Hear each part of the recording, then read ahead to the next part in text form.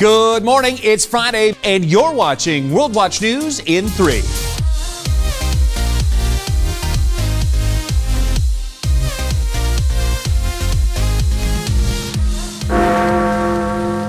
This was the moment we'd all been waiting for. Today's the 75th anniversary of a world-changing event.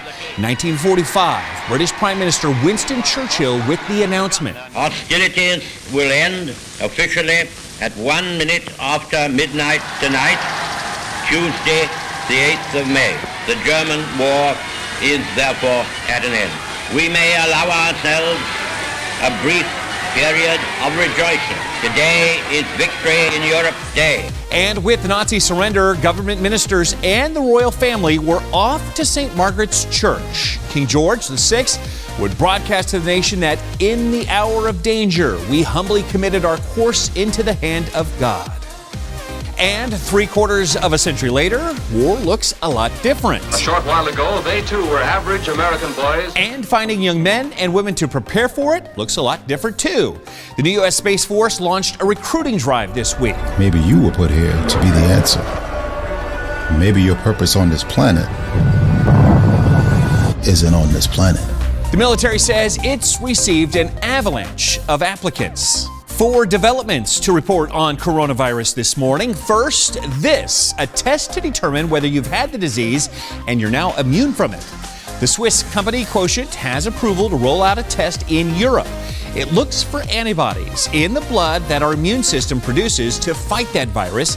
The company says it can make 30 million of these tests per month. Second, a possible treatment by the end of summer. This would use the blood plasma of a survivor carrying these virus-fighting antibodies. Scientists are making copies of them to develop a drug. Third, a vaccine trial underway. If it works, the American drug maker Pfizer could have millions of doses ready by the end of the year. And fourth, a little help from our friends in the animal kingdom. This is Winter. He's a llama. It turns out llamas' bodies produce smaller antibodies called nanobodies, and they're easier for scientists to work with. The theory is these smaller particles might be able to latch onto the virus and block it. In Florida's Panhandle, high winds whipped up a planned burn into a raging blaze. Every year, landowners burn underbrush because it can become a huge fire. But this prescribed burn got out of control and turned into the 5-mile swamp fire. It started Monday, and so far it's forced more than 500 people to evacuate. Now, dry conditions continue, so state officials are preparing for a repeat. Remember that 5-year-old driving around with $3 in his pocket? Remember he was on his way to California to buy a Lamborghini? Of course, Adrian Zamar Ripa didn't get that far, but a local Lamborghini owner treated him to a ride in the passenger seat. After a scolding, we hope.